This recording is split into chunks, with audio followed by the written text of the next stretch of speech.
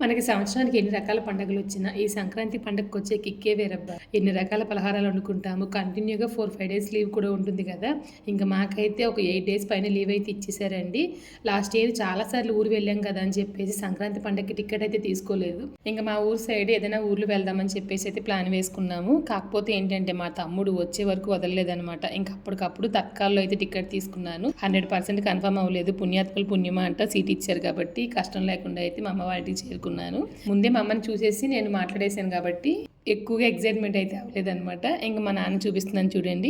నేను మా అమ్మాయి మాత్రమే వచ్చానమాట. బాబు వచ్చేసి స్కూల్లో ట్రిప్కి తీసుకెళ్లారు బెంగళూరు. ఇంక మా ఆయన అయితే 14 వస్తారు.